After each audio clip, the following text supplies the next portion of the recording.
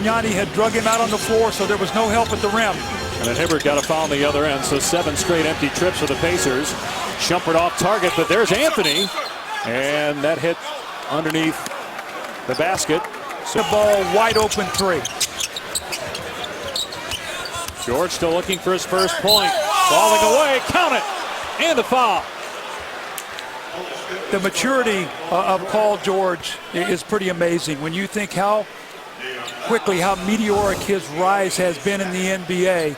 Drafted as a defender, coming out of college, Larry Bird saw something in him that he really loved. This young guy has worked so hard on his game this summer, playing himself through fatigue. Every time he got tired, he just thought of the Game 7 in Miami, that game that they weren't able to win. And he just willed himself all summer long. And you see where it's paid off for him. All you young players out there, all the work these guys put in the summertime to come out and play the way they do. Paul George is really a terrific player.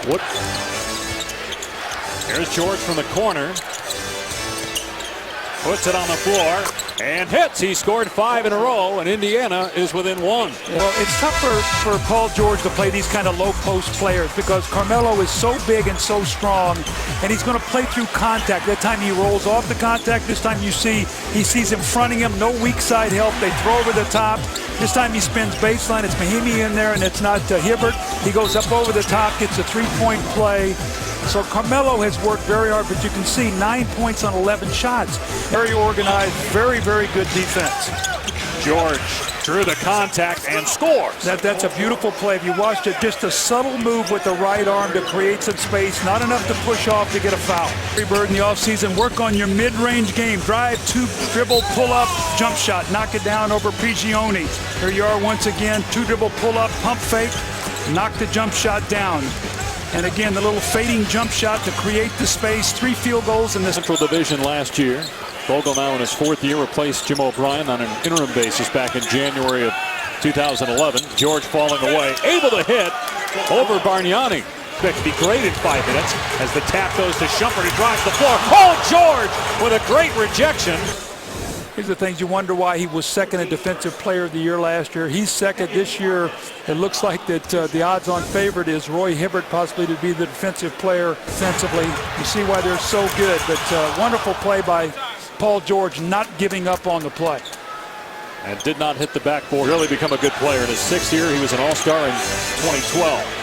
Here's George for 3. It's good for Paul George, shooting 37%. Can the New York team put this game away? They played well enough to win. Bad pass by Prigioni, and then George with the jam. Off the side of the rim, he's 8 of 22 from the field, and the Knicks lose Paul George down the floor. Wow. And a beautiful spin shot. He thought he was fouled.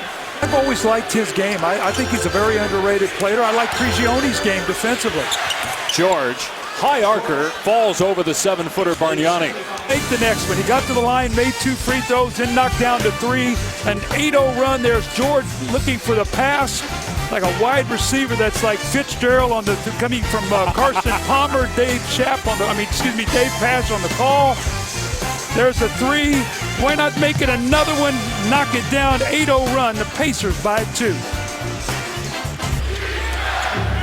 George driving past this man. Beautiful hang and score by Paul George, and it's a 4-point Pacer lead. Oh, it's Indiana ball.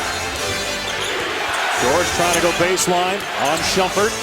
Hill up top.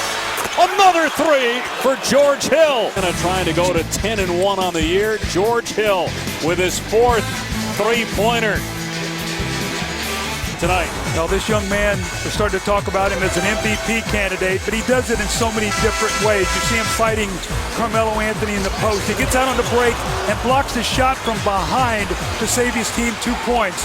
Head up, throws the ball ahead, gets the easy score for David West. Step back, knock down the 3-point shot. And here's the steal, the drive, and the finish. Leaking out on the break. A tough shot over Carmelo Anthony. Look at his numbers, 4 rebounds, 4 assists, also 5 steals, 2 blocked shots. Scramble. Copeland is on the floor, the former Knick for Indiana. He's a 3-point shooter. Pacers 4 of 8 from 3 this quarter. Here's West. Now George. George will take the three. Way off the mark, but a foul. They call a foul on Shumpert. He got the arm, and George will shoot 3 free throws.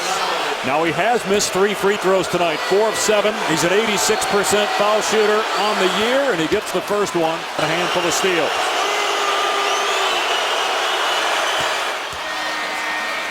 The final 5 seconds. George looking to tie it up at the foul line. And he hits it, 89 apiece, after the 3-shot foul on Shumpert.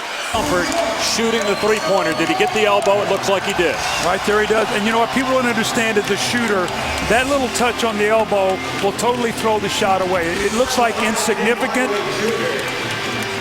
Looks like what the Knicks are going to do on this play is going to pop Carmelo to the top of the circle, spread the floor. They've got shooting on the floor, and let him go one-on-one.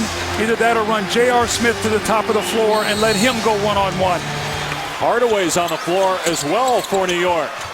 They inbound it to Melo, working on George. 3 seconds left. Melo spins, can't score. The tip won't go, and we go to overtime.